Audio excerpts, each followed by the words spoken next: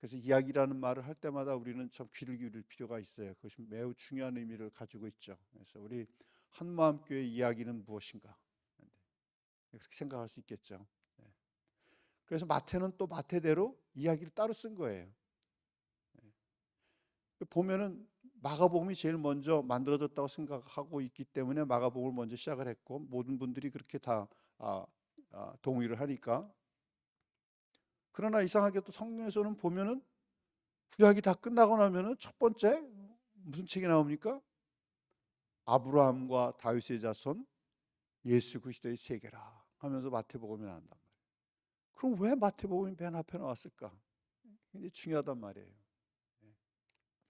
그래서 초신자든지 아니면 신앙이 이제 연륜이 점점 더 하든지 간에 초신자도 처음에 당황하잖아요. 아브라함과 다윗의 자손 예수 그리스도의 세계라. 아브라함이 이삭을 낳고 뭐 이런 식으로 하면서 계속 이제 나오니까, 그러면 이건 뭘 의미하는 건가? 왜 이렇게 예수님의 족보부터 나오는가? 이제 그렇게 생각한단 말이에요. 다 뜻이 있는 것이죠.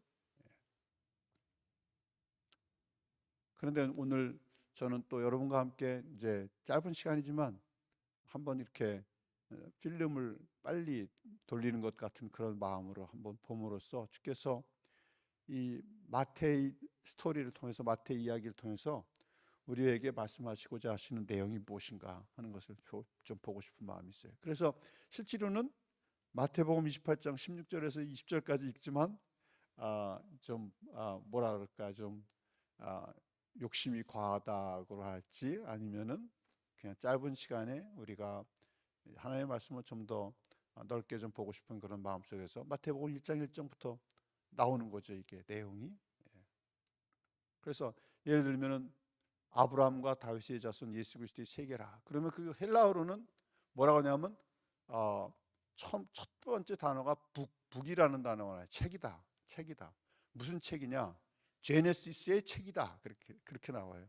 그러니까 이 마태복음은 사실은 알고 보면은 이 구약에서는 창세기가 제네시스로 시작하는 건데, 신약에서는 마태복음이 제네시스로 시작하는 거예요. 제네시스의 책인데 어떤 제네시스의 책이냐? 예수 그리스도의 제네시스의 책이다. 예수 그리스도의 족보의 책이다. 그런데 예수 그리스도를 누구라고 표현하냐면 우리나라 말에는 아브라함과 다윗의 자손이라고 돼 있지만 헬라어에서는 그렇게 돼 있지 않아요. 다윗의 아들, 아브라함의 아들, 그렇게 돼 있어요. 정확한 단어로 쓰면은 다윗의 아들, 아브라함의 아들. 그러니까 거기서는 예수 그리스도에 대한 그 묘사를 다윗의 아들로 표현하고 있어요. 그러니까 마태복음 전체를 읽을 때 다윗의 아들이요, 다윗의 아들을 그렇게 부르지 않습니까? 우리 성경에는 다윗의 자손이요, 다윗의 자손이 부르는데, 다윗의 아들이라고 부를 때마다 거기엔 커다란 의미가 있는 거예요.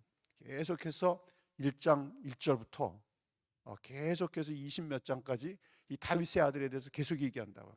예수님이 그것을 그냥 거절하지 않아요. 다윗의 아들이라 그러면 돌아보신다 하면 항상 다윗의 아들 중에, 다윗의 아들도 개념적으로는 다윗의 아들이고, 다윗의 손자도 다윗의 아들이고, 히브리적인 개념으로는 다윗의 증손자도 다윗의 아들이에요. 예수님 다윗의 가게에서 나왔는데 다윗의 아들이요, 그렇게 부르는 것이죠. 그럼 다윗의 아들은 성경 구약에 어디서 나옵니까? 그것은 사무엘하 7장에 나오죠. 사무엘하 7장에 네가 성전을 지으려고 했느냐? 내가 네 마음은 받겠다. 그러나 네가 성전을 지을 수는 없다. 그러나 내 몸에서 난 내 아들, 다윗의 아들이죠. 내 아들이 성전을 지을 것이다. 이렇게 얘기를 함으로써 이 마태복음은 성전을 짓는 자 다윗의 아들에 대해서 얘기를 하고 있는 것이죠. 성전을 짓는 자 다윗의 아들에 대해서. 그래서 성전을 짓는 자 다윗의 아들이 어떻게 그 예언을 성취하고 있는가 하는 것에 대해서 얘기를 하고 있기 때문에, 병든 자들이 와가지고 다윗의 아들이요, 다윗의 아들이 하면은 주님이 병을 고쳐준다고. 옛날에도 솔로몬이 병을 고쳤대요. 다윗의 아들 솔로몬이 병을 고쳤다고 그렇게 전승이 내려와 있습니다. 그러니까 다윗의 아들 예수여 나를 불쌍히 여기소서 하면은 문둥병자를 고치고, 다윗의 아들 예수여 나를 불쌍히 여기소서 그러면 이제 길가에서 이제 거지의 생활을 하던 그런 사람들이 이제 눈이 고쳐져 가지고 이제 새 생명을 얻고 새 어, 시각을 얻는 그런 장면들이 나오죠.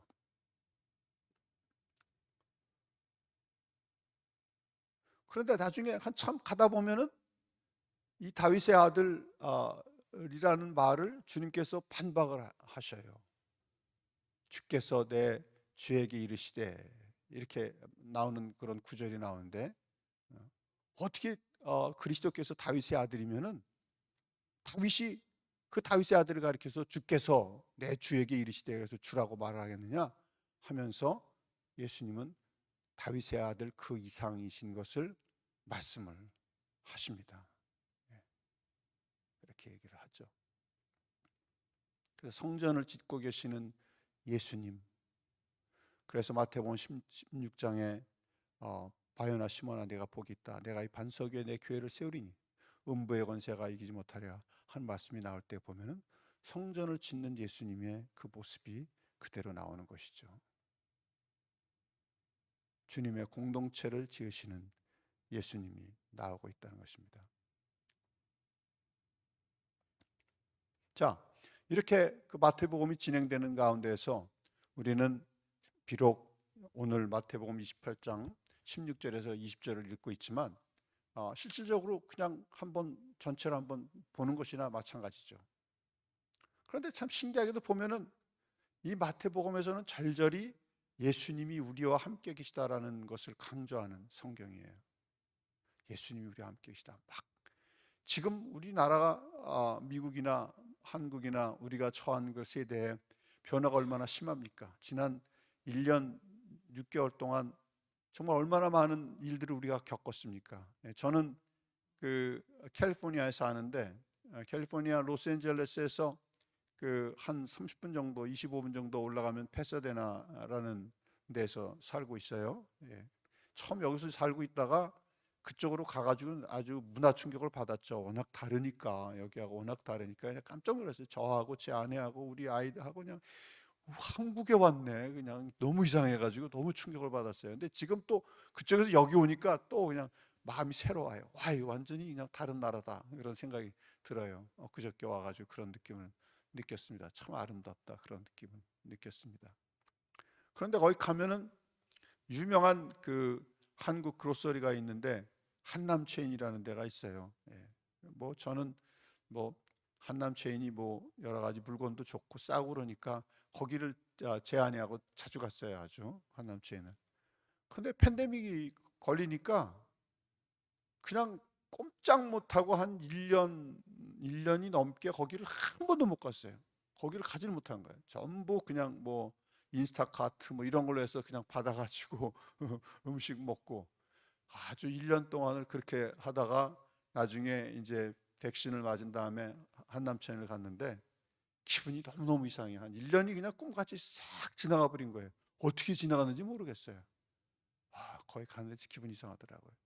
정말 우리가 막 이렇게 터모일이라 그러죠. 어떤 일이 일어나고 있는지, 세상에 어떤 일이 일어나는지 우리가 지금 경험하고 있는 것만 해도 이건데 다른 사람들이 경험하는 그 소식들을 이렇게 들어보면은 참 대단하죠. 그런 엄청난 변화가 있죠. 예. 그런 변화가 이 마태에게서도 있었던 거예요. 예, 이 마태에게서. 그런 엄청난 변화 속에서 주님이 우리에게 주시는 그 음성이 무엇인가? 주님이 우리에게 주시는 음성이 무엇인가? 그냥 머리까지만 듣고서 지나가는 게 아니고 우리의 마음까지 주님이 말씀하시고 그것을 간직하고 가는 것. 예배당을 떠나고 집에 갔을 때 주님이 우리에게 주시는 음성이 무엇인가? 우리가 흩어지는 교회, 모이는 교회가 아닙니까?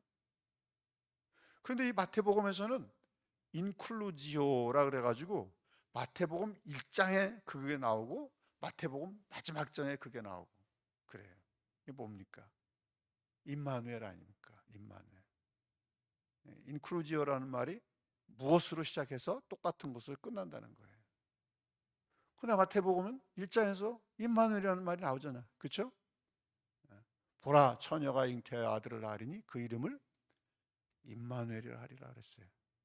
그런데 그 임마누엘이라는 말이 마지막 장 마지막 절에 나오잖아요. 아버지와 아들과 성령의 이름으로 침례를 주고 내가 너에게 분부한 모든 것을 가르쳐 지키게 하라. 볼지어다 내가 세상 끝날까지 너희와 항상 함께 있으리라 그랬단 말이에요. 그러니까 엄청난 변화, 엄청난 격동기에 그때 그 당시도 엄청난 격동기에 한 유대인으로서 유대인이라는 정체성을 가진 사람으로서 이 유대교는 사라지는 것 같은데 사실 사라지는 것이 아니고 기독교는 엄청난 발전을 거듭하고 있는데 유대주의에 입각해서 기독교가 발전하고 있는 것을 볼 때 이 구약의 모든 전승과 새로 발전하고 있는 신약을 어떻게 연결할 것인가 하는 것을 자기도 모르게 마태가 사명을 받은 것이에요. 그것이 바로 마태복음이 신약 성경의 맨 앞에 나와가지고 한 손으로는 구약의 유대 전승을 붙잡고 있고 한 손으로는 어제 말씀드린 것처럼 보편주의, 복음이 전 세계까지 흘러가야 된다는 것에 대해서 말하기 위해서 이제 기독교를 붙잡고서 하나도 놓치지 않는 거예요. 유대 전승도 하나도 없어진 것이 없다. 꽉 붙잡고 있는 것이고, 그렇다고 해서 유대 전승에 남아 있는 것이 아니라 이 유대 전승이 주님이 오심으로써 완전히 회복을 하시고 완전히 완성을 하시고 완전히 드러내시고 파이널 레벨레이션, 최종적인 계시를 하시는 것인데 그것이 바로 예수 그리스도요, 예수 그리스도의 생애요, 바로 교회의 삶이다 라는 것을 보여주기 위해서 왼손으로 유대주의를 잡고 있고 오른손으로는 기독교를 잡고 있으면서 마태복음이 바로 이 말라기서 다음에 나오는 거예요. 비록 마가다음으로 나중에 썼다고 그렇게 보이지만 그러나 신약성경의 정경에서는 마태복음이 맨 앞에 나오는 것입니다. 그러니까 이 마태복음은 신약을 이해하려고 하는 우리들에게 너무나도 중요한 것이죠. 우리는 이방인들이기 때문에 유대주의의 바탕을 잘 모른단 말이에요. 그런데 여기서는 유대주의가 면면이 흐르고 있단 말이에요. 이 마태복음에. 그런데 유대주의가 면면이 흐르고 있는데 유대주의를 걸러내는 게 있단 말이에요. 유대주의에 사로잡히는 것이 아니라 유대주의를 걸러내서 이런 것들은 아니다. 그러나 이것은 기독교로 그대로 연결이 된다. 해가지고 continuity, discontinuity, 연결된 것이 있다, 연결되지 않은 것이 있다 하면서 마태가 정리를 해준단 말이에요. 그것을 우리가 이해할 때야 비로소 이방인인 우리는 복음이 무엇인지를 알게 돼요. 왜? 기독교는 유대주의에 바탕을 해서 나온 것이, 유대주의가 자른 것이 아닙니다. 결코. 주데오 크리스찬이에요. 유대주의에 바탕을 해서 나온 것이에요. 반드시. 그리고 이 마태는 이 유대주의의 결과로서 나온 것이 기독교다 이렇게 이제 말하는 것이죠.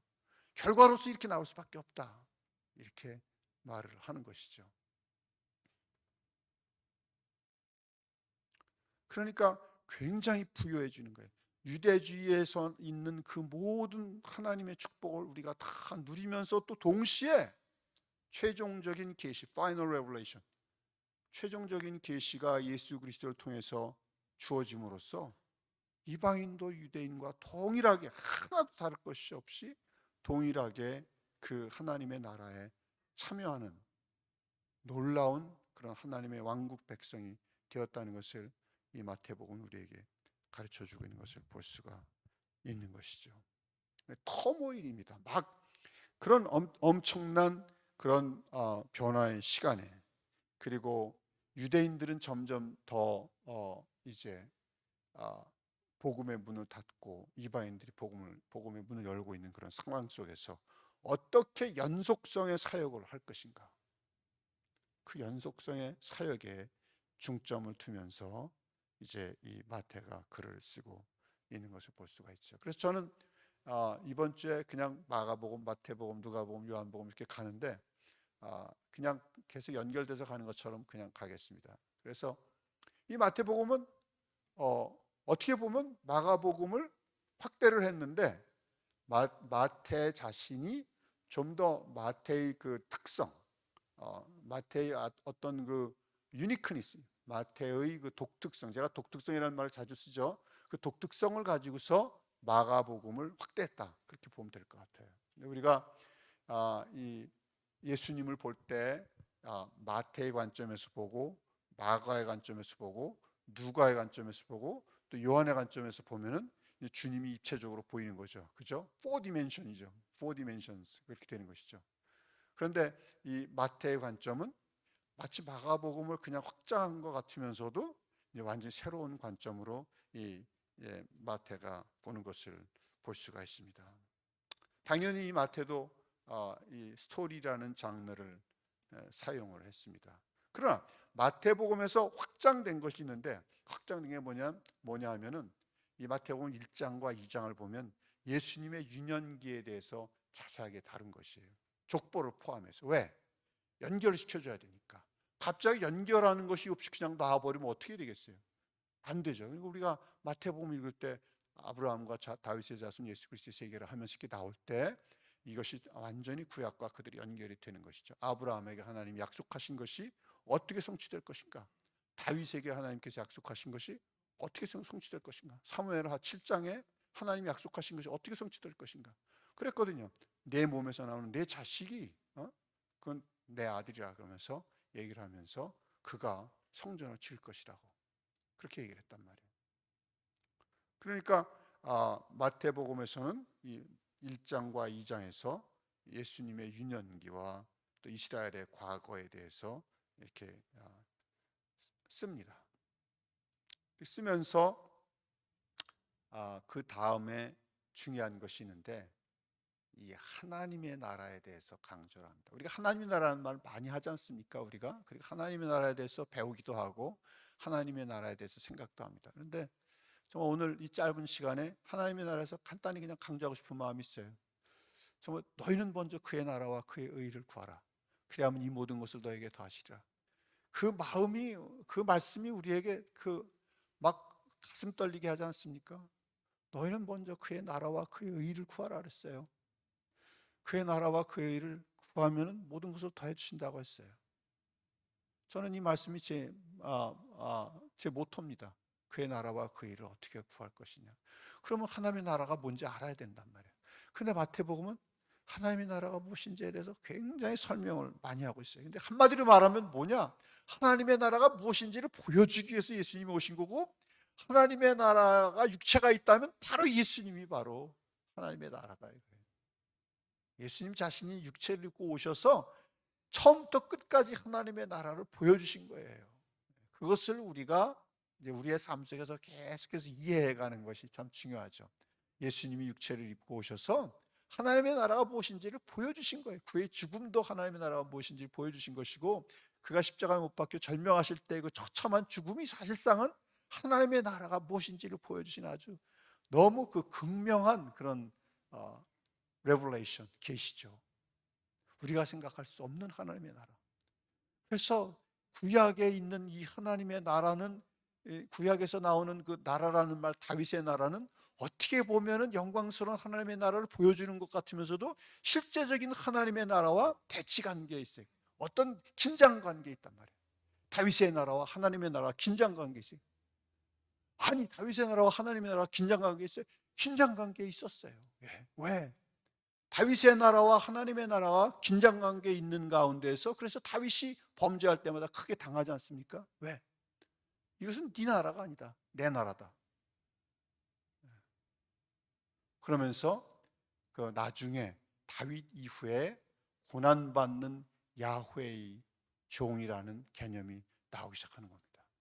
고난받는 야훼의 종이라는 개념이 나오면서 하나님의 나라라는 것은 바로 이 고난받는 야훼의 종이라는 것이 무엇인지를 이해하는 가운데서 깨닫게 되는 것이다. 그렇게 말하는 것이에요.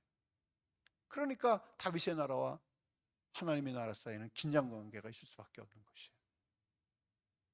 참, 그 우주를 지으신 주님께서 하나님의 나라를 우리에게 이렇게 계시하셨다는 건 마음에 너무너무 눈물이 나와요. 진짜 나는 늘 그런 생각을 많이 해요. 이 우주를 과학자들이 그렇게 얘기합니다. 200 빌리언 갤럭시. 200 빌리언은 제가 항상 다시 이렇게 계산을 해봐요. 100만에서 1000만, 1억, 10억, 100억, 1000억, 2000억 개 이상의 은하계가 있다. 은하계. 은하계 하나만 여러분 보십시오. 은하계 하나, 우리가 속한 은하계가 하늘에 이렇게 쫙 은하수가 있는데 거기 별이 얼마나 많아요. 상상을 초월하잖아요.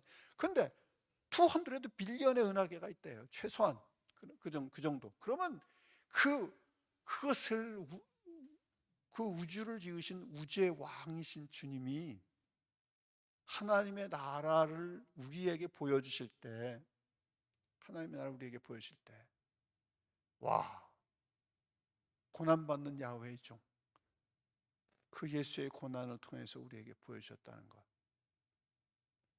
그건 도덕적으로, 그냥 인간적으로 도덕적으로 생각해봐도 왜 그럴 필요가 있으셨는지는 모르겠는데 그처럼 하나님의 사랑이 지고하다 이거예요.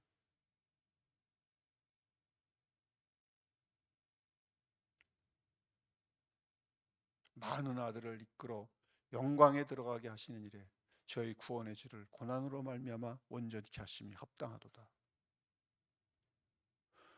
많은 아들들을 이끌어서 영광에 들어가게 하시는 일에 저희 구원의 줄을 고난으로 말미암아 온전케 하심이 합당하도다.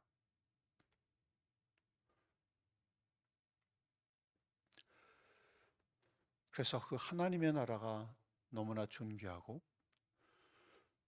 그리고 주님이 우리를 구원하신 그 구원이 얼마나 존귀한가 하는 것을 우리가 보게 되는 것입니다. 그래서 이 마태복음에서는 계속해서 하나님의 나라에 대해서 얘기를 합니다. 하나님의 나라에 대해서 천국이란 말을 쓰죠. Kingdom of Heaven, 그렇게 말을 많이 하죠. 마태복음에서는 굉장히 유대인들이 하나님에 대해서 좀 존경하는 표시로, 우리 아버님 성함이 정자, 하자, 익자인데 제가 우리 아버님 이름을 댈 때는 그렇게 되죠. 우리 그렇게 배웠지 않습니까? 저희 아버님이 정자, 하자, 익자입니다. 이렇게 얘기하는 것처럼 이 유대인들도 킹덤 오브 갓 그러지 않고 킹덤 오브 헤븐 이렇게 표현을 하는 거죠. 하나님에 대해서, 하나님의 왕국에 대해서 존중하는 그런 표현으로 그렇게 표현을 했는데 51번이나 이것이 나와요. 51번이나. 그래서 이 마태복음에서는 하나님의 나라에 대해서 이렇게 강조를 하면서 이제 하나님의 나라가 가까웠으니 회개하라 하면서 아주 급진적인 회개를 외치는 것이죠. 하나님 나라가 가까웠는데 뭐 딴 거 뭐 할 게 있냐? 제일 먼저 해야 될 것이 뭐냐? 돌이켜라. 내가 지금 가고 있는 방향에서 돌이켜라. 회개하라. 그리고 하나님의 나라에 합당한 열매를 맺는 삶을 살아라. 그거예요. 열매라는 말을 제가 자꾸 하는데 너무 중요한 단어예요. 이 단어가 마태복음에서.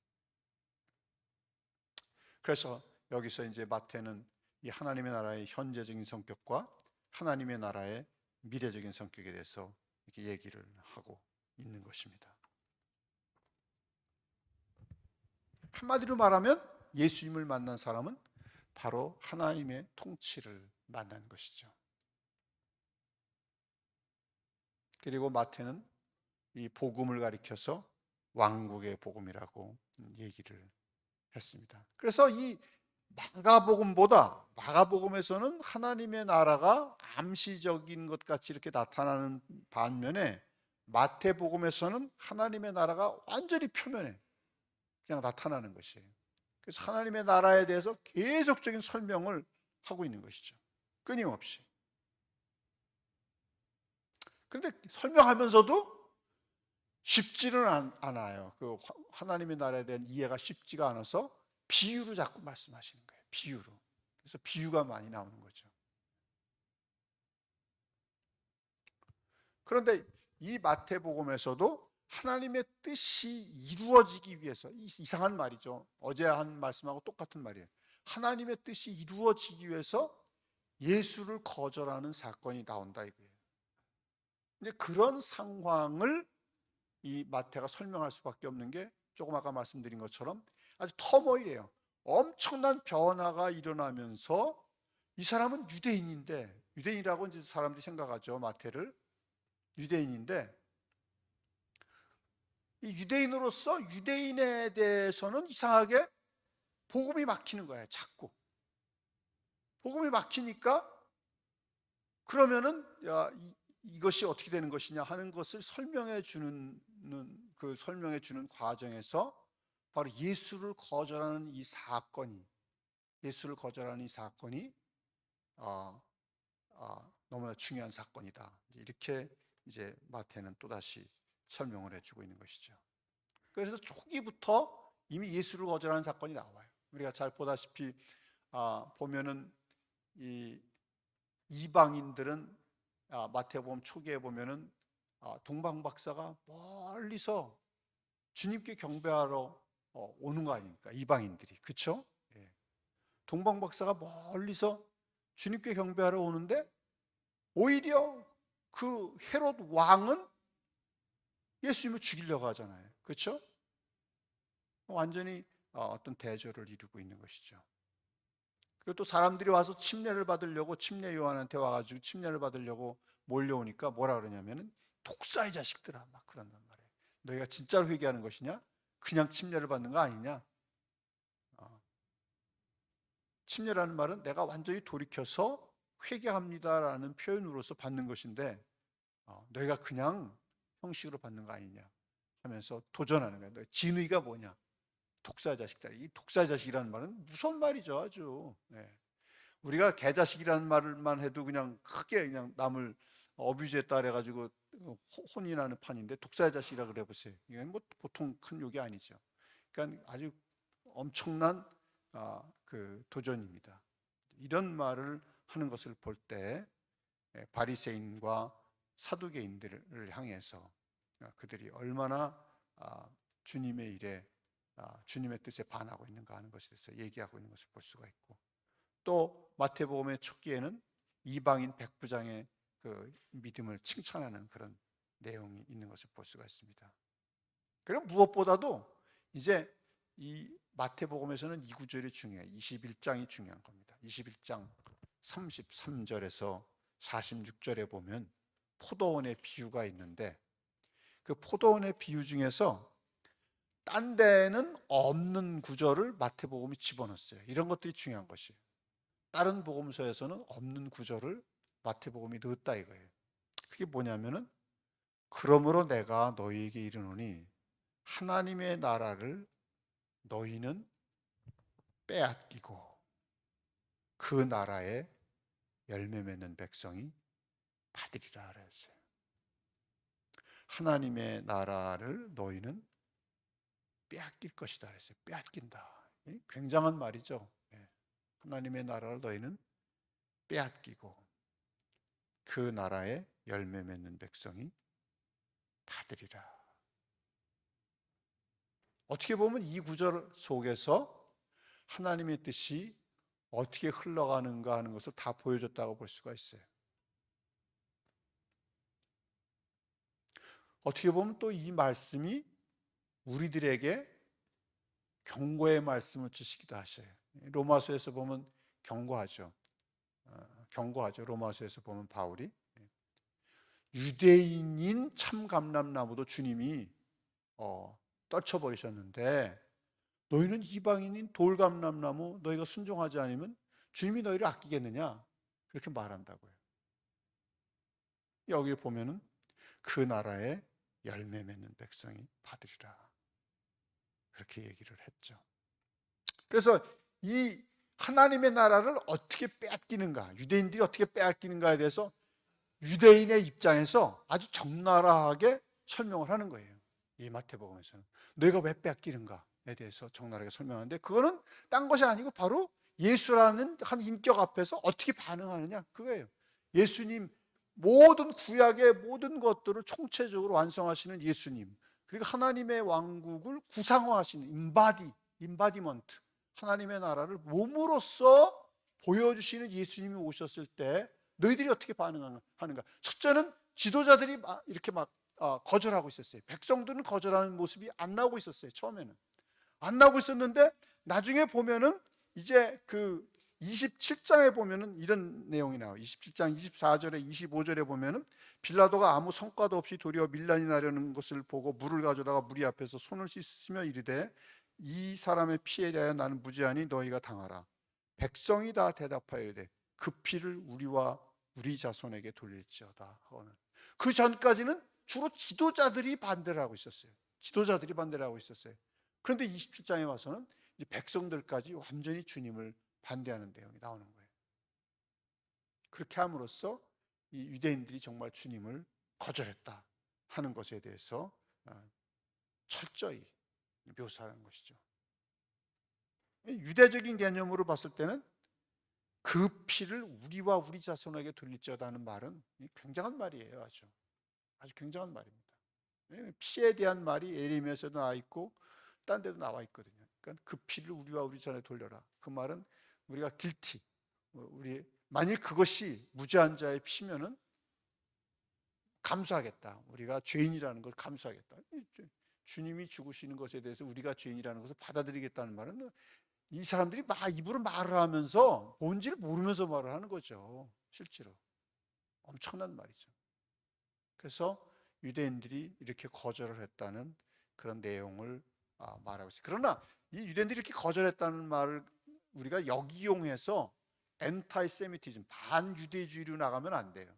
반유대주의로 나가면 안 되는 게 그 이유가 사도행전 3장에 보면은 형제들아 너희가 알지 못하여서 그리하였으며 너희 관리들도 그리한 줄 아노라. 알지 못해서 그랬다라는 그런 말씀이 나와요. 그래서 이 초기에 유대인들에게 유대인들이 주님께로 돌아가는 엄청난 개종 운동이 있었어요. 네.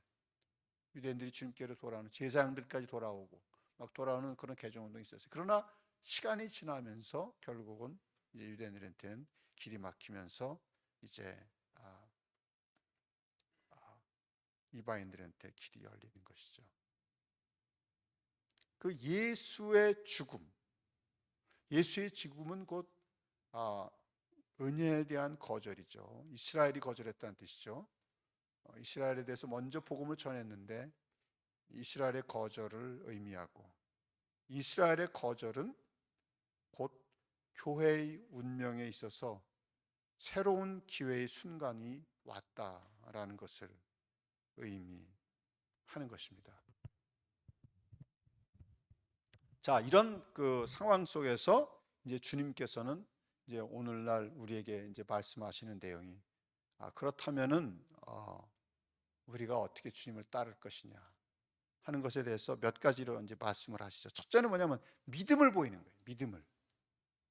믿음을 보인다는 거에 대해서 얘기를 하고, 두 번째는 따르는 것이에요. follow, 주님을 따른다. 세 번째는 이해하는 것이에요. 마가복음에서는 제자들이 이해를 못했다 이렇게 나와요. 그리고 마가복음에서는 제자들이 실패했다는 걸로 끝나요. 그냥 맨 마지막에 갈릴리로 가면은 거기서 주님을 뵐 것이라고 해서 거기서 회복되는 것에 대한 암시만 나오고 있죠. 마가복음에서는 제자들이 실패했다는 걸로 끝나요. 굉장히 무서운 말이죠, 마가복음에서. 근데 마태복음에서는 제자들이 이해했다, 그렇게 말을 해요. 그러니까 성경 말씀을 듣고 이해하는 게 참 중요한 거예요. 이 보면은 마태복음에 가서 맨 마지막에 지상명령에서, 제가 일부러 읽질 않았어요. 여러분들 하도 많이 읽었기 때문에 일부러 읽진 않았는데 거기에 보면 뭐라고 말하니까 너희는 가서 아버지와 아들과 성령 이름으로 침례를 주고 내가 너에게 분반 모든 것을 가르쳐 지키게 하라 그랬단 말이에요. 티칭이 있단 말이에요, 가르치는 것이. 그런데 28장까지는 가르친다는 말이 안 나와 있었어요. 이 앞부분에서 주님께서 제자들을 보낼 때는 가르쳐라 그런 말 안 했어요. 치유해라, 선포하라, 그러니 가르치라는 말은 안 했어요. 왜 가르치라는 말 안 했을까요? 아직 주님의 생애가 안 끝났거든. 주님의 생애를 다 보여주고 죽음까지도 보여주고 죽음에서 부활하시고서 이제 제자들에게 너희는 이 모든 것을 다 봤다. 하나님의 왕국이라는 것은 상당한 것을 포용하고 있는 것이죠. 예수님의 죽음과 부활까지도 다 포용하고 있는 것이죠. 포괄하고 있단 말이에요. 그것을 다 봤으니까 이제는 너희가 가르칠 수 있다 해서 마태복음 28장에서는 가르치라는 말이 나오는 거예요. 이제는 드디어. 그러니까 교회에서는 끊임없이 가르쳐야 되는 거예요. 가르치는 것이 너무 중요한 것이에요. 그리고 성도들은 이해를 해야 돼요. 놓치지 않도록. 마태복음에서는 이해를 하는 것이 매우 중요한 것으로 나오고 있다 이거예요. 이해를 할 때 주님의 제자가 된다 이거예요.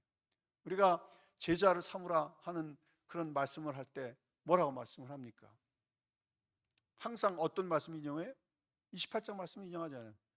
제자 삼는다, 너희는 가라, 뭐 가르치라, 이런 여러 동사가 나오지만 그 중에서 진짜 동사는 나머지는 그 어떤 그 과거 분사형이고, 실제로 명령형으로 나오는 동사는 제자 삼으라잖아요. 우리가 잘 알다시피. 그래서 제자 삼는 사역은 얘기할 때 항상 마태복음으로 가가지고 마태복음 28장 마지막 절을 인용합니다. 그렇다면 우리가 마태복음 전체를 봐야 돼요. 마태복음 전체를 보는 가운데서 이해를 하는 것이 중요한 것이에요. 이해를 자꾸 성경 공부를 통해서 이해를 해야 돼요. 일단은 이해를 해서, 이해를 한 것이 이제 이 안으로 이렇게 아래로 내려와야죠. 제가 나이가 상당히 들었어요. 나이가 상당히 들었는데 이게 이렇게 여기까지 내려와 가지고 그다음에 이게 이 손끝으로 발끝으로 가는 게 이게 오래 걸리더라고요. 섬긴다는 말을 많이 해도 이게 여기까지 내려와서 그다음에 이제 이게 발끝으로 손끝으로 막 나와야 되는데 이게 잘 오래 걸리더란 말이에요. 그러니까 우리는 배우는 걸 뭘로 배워야 되냐면 손끝과 발끝까지 움직여 가지고 막 배워야 돼요. 안 돼도 이게 안 돼도 막 하는 거야. 막 손은 가서 설거지도 하고 휴지도 줍고 화장실 청소도 하고. 제 아들은 대학에 진학을 하는데 야, 너 그거 거기 쓰는 거 너 그거 그렇게 쓰지 말고 너 그렇게 이렇게 써라. 너 홈리스를 섬겼다 이렇게 간단하게 쓰지 말고 교회에서 홈리스들을 도왔는데 홈리스들이 다 가고 나서 화장실 청소를 했다는 걸 너 했잖냐. 그걸 써라. 네. 그랬어요. 그랬더니 뭐 꽁얼꽁얼 하면서 쓰더라고. 뒤에다가 뭐 이렇게 교회에서 홈리스들을 섬겼는데 홈리스들이 다 가고 나서, 홈리스들이 가고 나면 냄새가 많이 나거든요. 예. 그래서 거기 가서 화장실 청소했어요, 얘가. 그래서 그런 걸 쓰는 거다. 예, 써라. 그랬더니 내가 생각하기에는 실력이 안 되는 것 같은데 굉장히 좋은 학교에 붙더라고요. 예, 보니까. 제가 말씀드린 요점은 뭐냐? 아직은 내가 거기까지 안 간 것 같아도 내가 손과 발로 그 이해한 것을 행할 때, 내 몸에서 그것을 행할 때 그것이 내 것이 되더라 하는 것을 말씀을 드리는 것이에요. 그래서 제자 삼으라라는 말을 할 때는 이해했다는 말이 나오는데, 그 이해했다는 것은 손과 발끝까지 실제로 나오도록 이렇게 움직일 때, 그때 그것이 이제 제자의 삶이 되는 것이죠. 그러니까 교회에서 행하는 이런 작은 것들이 다 너무나 존귀한 것이에요. 굉장히 중요한 것이 되는 것입니다. 실제로.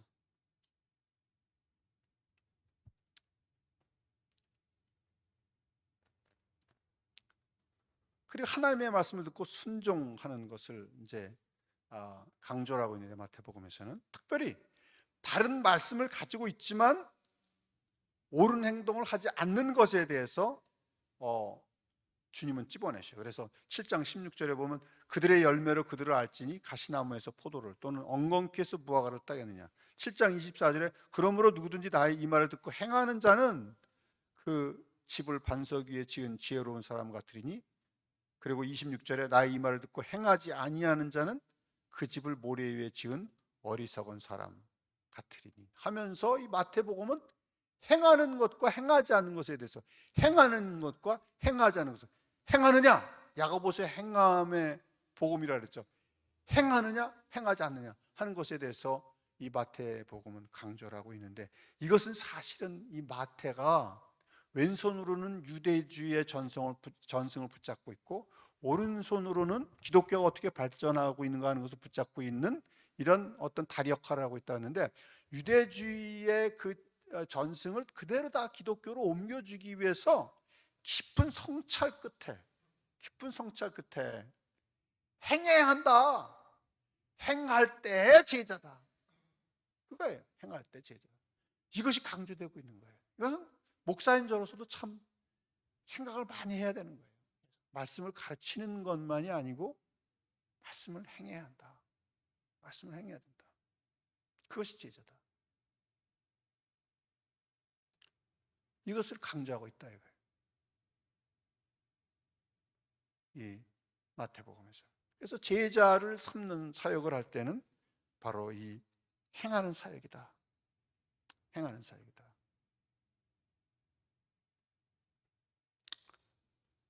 그래서 나더러 주여 주여 하는 자마다 다 천국에 들어갈 것이 아니요 다만 하늘에 계신 내 아버지 뜻대로 행하는 자야 들어가리라. 7장 21절에 그랬고, 또 25장에는 내가 줄일 때 너희가 먹을 것을 주었고 목마를 때 마시게 하였고 나그네 되었을 때 영접하였고 헐벗었을 때 옷을 입혔고 병들었을 때 돌보았고 옥에 갇혔을 때 와서 보았느니라. 이 그 가장 작은 자에게서 예수를 인식하지 못했어요. 예수를 인식했느냐 예수를 인식하지 못했느냐가 중요한 게 아니에요. 여기서는 가장 작은 자에게서 예수를 인식하지 못했을지라도 좋다 이거예요. 그러나 행했으면 된다 이거예요. 행한 자, 그 작은 자를 돌봐줬으면, 배고플 때 먹였고 돌봐줬으면 된다는 거예요. 인식하지 못했을지라도 돌봐줬으면 된다, 이렇게 말하고 있는 것을 볼 수가 있죠. 한마디로 말해서 이제 우리가 이방인일지라도, 너희가 이방인일지라도 아름다운 열매를 맺는 자들은 그 왕국의 백성이 되는데 조금도 부족할 것이 없다라는 것을 마태는 계속 강조하면서 이것을 가리켜서 의다 이렇게 얘기하는 거예요. righteousness, 하나님과의 관계를 그렇게 갖는 것이다. 의다, 오를 의자 쓰는 거죠. 의다, righteousness다. 이제 말씀을 마무리하겠습니다. 오늘 본문 말씀에 보면은 16절부터 20장 16절부터 보면 11 제자가 갈릴리에 가서 예수께서 지시하신 산에 이르러 예수를 배웠고 경배하나 아직도 의심하는 사람들이 있더라. 예수께서 나와 말씀하여 이르시되 하늘과 땅의 모든 권세를 내게 주셨으니 그러므로 너희는 가서 모든 민족을 제자로 삼아 아버지와 아들과 성령의 이름으로 침례를 베풀고 내가 너희에게 분부한 모든 것을 가르쳐 지키게 하라. 볼지어다 내가 세상 끝날까지 너희와 항상 함께 있으리라 하시니라. 이렇게 말씀을 하셨어요. 근데 이 말씀 속에서 우리는 이제 다시 1장으로 돌아가요. 임마누엘로 돌아가는 것이죠. 왜? 주님이 우리에게 주신 명령을 행한다는 것이 쉽지 않다. 때로는 무섭다. 주님이 어디 계신지 안 보인다. 주님이 우리를 앞서서 인도하시는가? 내가 그 다음 발걸음을 어떻게 뛰어야 되는가? uncertainty에 잘 모르는 거예요. 교회든지 개인이든지 잘 모르는 거예요. 그런데 주님이 내가 너와 함께한다. 지금 내가 이 자리에 있다. 이 토요일 날 새벽에 이 자리에 너와 함께 있고 내가 예배가 끝나고 그 예배의 그 아름다운 그 음악을 들으면서 찬송을 부를 땐 주님이 나와 함께 계셨는데 내가 그 떠나는 순간에 내 마음이 흐트러진 것 같고 차를 타고 떠날 때 내가 지금 너와 함께 있다. 그것을 계속해서 우리에게 말씀하시는 거예요. 그것이 너무 중요하다고 말씀하시는 거예요. 그래서 인클루지오라는 거예요. 1장에 그 이름을 임마누엘이라 했는데 그 임마누엘이신 주님이 다시 나타나는 거예요. 그리고 16장하고 18장에 보면은 교회에 대해서 얘기하고 있어요. 마태복음은 4복음서 중에서 교회에 대해서 말하고 있는 유일한 복음서예요. 그런데 거기에 보면 16장에서 베드로와의 대화 속에서 교회를 얘기하지만 18장에서 또 교회에 대해서 얘기하고 있습니다. 그런데 거기서 뭐라 하냐면 두세 사람이 내 이름으로 모이는 곳에 나도 뭐라 했습니까? 그들 중에 있느니라 그랬어요. 그러니까 주님의 이름으로 소그룹 모이는 것이 너무나 중요한 거예요. 제가 키르기스탄에 갔더니 키르기스탄에서는 거기서는 어떤 전통이냐면 예배가 끝나고 나면은 다 그냥 바깥으로 나와가지고 10명, 20명 모여가지고 손을 잡고 전부 서가지고 원을 그려요. 그러고서 기도를 하더라고요. 한 30분 정도 이상 기도하는 것 같아요.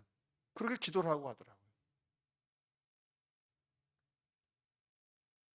그러니까 주님께서 이 마태를 통해서 교회에 대해서 강조를 하고 있는데, 공동체에 대해서 강조를 하고 있고, 예수님은 바로 성전을 짓는 분이라고 소개를 하고 있어요.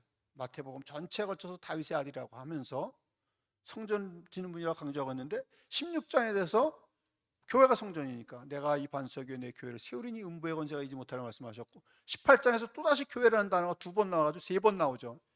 복음서 전체에서 거기밖에 안 나와요, 교회라는 단어가. 그래서 거기서 두세 사람이 내 이름으로 모이는 것에 내가 그들 중에 있겠다고 말씀을 함으로써, 그 다윗의 아들 사무엘 하에서 말씀하고 있는 다윗의 아들 솔로몬이 짓는 그 성전에 임재하시는 쉐키나, 하나님의 영광이 거기 가운데 있다, 내가 그들 가운데 있다 하는 것을 말씀하시는 것이에요. 그것이 바로 임마누엘이다. 그러니까 너희가 선교할 때 임마누엘이신 주님이 너와 함께 하시고, 너희가 선교할 때 임마누엘이신 주님이 너희를 인도하신다. 너희가 소그룹으로 모일 때 임마누엘이신 주님께서 너희를 이끌어 가신다. 그리고 너희가 삶을 살 때 너희는 흩어진 교회의 일부로서 주님이 너와 함께 하신다. 너는 공동체의 삶을 살아라. 흩어진 교회의 일부로서 주님이 너와 함께 하신다. 너희는 공동체의 삶을 살아라. 너무 개인주의에 빠져있기 때문에 공동체의 삶을 살아라는 말이 무슨 말인지 이해가 안 가요. 그러나 주님은 우리를 구원하실 때 공동체 일부가 되게 하신 거예요, 처음서부터. 그래서 그 공동체의 삶을 살기를 원하시는 거예요. 그 삶 속에서 이제 이 지상명령을 주시는 것입니다. 너희는 가서 모든 족속으로 제자를 삼아 아버지와 아들과 성령의 이름으로 침례를 주고 내가 너에게 분부한 모든 것을 가르쳐 지키게 하라. 그래서 그 intentionality, 의도성이라 그랬죠. 그 의도성을 가지고서 지리적인 한계도 벗어나는 거죠. 선교사도 파송하는 것이고 단기 선교도 가는 것이고, 어떻게든지 복음을 듣지 못한 사람들에게 복음을 증거하기 위해서 나는 임마누엘이다, 이렇게 말씀하시죠. 공동체 가운데 계신 임마누엘을 믿고 인식하고 따르라. 공동체의 선교에 주님이 함께 하신다. 세상 끝날까지 주님이 함께 하실 것이다. 그러므로 담대하라, 담대하라, 담대하라. 그리고 그분은 그냥 함께 하시는 것이 아니라 권능으로 함께 하신다. 왜? 하늘과 땅의 모든 권세를 내게 주셨다고 했으니까. 하늘과 땅의 모든 권세를 내게 함께 주셨다 했으니까. 그래서 그분의 권세와 능력이 나타날 것을 믿어라. 그분과 함께 가면 된다 하고 말씀하시죠. 여러분, 우리 한마음교회가 과거와 현재와 미래가 있죠. 반드시 과거를 되돌아보지만 계속 과거를 되돌아보는 것이 아니라 현재에 살고 그 다음에 이제 미래를 봐야죠. 이 마태복음은 과거를 봤습니다. 그리고 현재를 말하고 있고 마태가 미래를 보여주고 있는 것이죠. 세상 끝날까지 함께 있을 것이다, 시간적으로. 그 다음에 모든 족속으로 제자를 삼으라 했어요. 미래를 보고 있는 것이죠. 주님께서 어떤 미래를 가지고 계실까 생각하면서 다시 한번 주님이 우리 교회에 가지고 계신 계획이 무엇인가 기도하는 가운데 주님의 놀라운 뜻을 이루는 여러분 되시기를 예수의 이름으로 축원합니다. 퀘이커 교도들은 가만히 앉아 있다가 주님이 무슨 말씀을 하신다고 생각하면 저쪽에 있는 한 사람이 일어나 가지고 하나님은 사랑이시다 이렇게 말하면 모든 사람들이 아멘. 네. 또 저쪽에 있는 사람이 하나님은 긍휼의 하나님이다 그러면 모든 사람들이 아멘 그래요. 그 왜 그러냐면은 이 모든 지체들에게 주님이 말씀하신다는 거예요. 그래서 아주 작은 지체인 것 같은데 그 지체가 말씀할 때 귀를 기울이는 겁니다. 그래서 여러분들에게 주님이 말씀하신다는 것을, 성령의 역사하시는 것을 열어드려야 돼요. 여러분들에게 무슨 말씀을 하시면은 목사님한테 말씀을 드려야 돼요. 네. 이런 생각이 자꾸 나는데요, 목사님? 그냥 말씀을 나눕니다. 이렇게 얘기를 해야 돼요. 그렇게 할 때 생각지 못한 놀라운 그런 비전이 생기고 놀라운 하나님이 주시는 새로운 방향이 생길 수가 있는 겁니다. 그리할 때 하나님께서 우리 한마음 교회를 새로운 방향으로 인도하셔서 다시 마음 설레게, 그 200 빌리언즈라 그랬지 않습니까? 그런 엄청난 우주를 지으신 하나님이 우리와 함께 하셔요. 임마누엘로. 아바 아버지가 함께 하시고 예수님 함께 계시고 성령 함께 계셔요. 그분이 우리를 인도해 가실 때 주님께서 놀라운 일을 행하실 줄로 믿습니다. 기도하겠습니다. 영화로우신 하나님 아버지, 은혜와 사랑을 진심으로 감사합니다. 주님께서 우리를 사랑하여 주셔서 또 이렇게 말씀을 주시는 것을 감사합니다. 우리 각자 개인뿐 아니라 교회로서 또 가정으로서 주님이 2021년도에 아직 다 하지 못한 것들을 이루고자 하실 때 우리의 마음을 활짝 열어놓고 성령이 이끄시는 대로 우리 주님께서 인도하시는 대로 하나님 아버지 주의 뜻을 이루어드릴 수 있도록 도와주시고, 주님이 새로운 영역으로 우리를 이끌어 가실 때 마음을 열므로써 우리가 생각지 못한 놀라운 일들을 행하시는 것을 볼 수 있도록 축복하여 주시옵소서. 그리하여 하나님 아버지, 하나님의 나라를 너희는 빼앗기고 그 나라의 열매 맺는 백성이 받으리라고 말씀을 하셨으니 계속해서 열매를 맺고 또 더 열매를 맺고 더 열매를 맺어서 그 나라의 백성으로 합당한 자들이 될 수 있도록 축복하여 주시옵소서. 주님 영광을 받아 주옵소서. 임마누엘이신 주님이 우리와 함께 계시고 이 시간도 우리와 함께 계시는 가운데 우리를 인도하시는 것을 감사합니다. 오늘뿐 아니라 내일 계속해서 함께 계시는 가운데 주님이 함께 계심을 이모저모로 여러 가지로 보여 주시옵소서. 예수님의 이름으로 기도하옵나이다.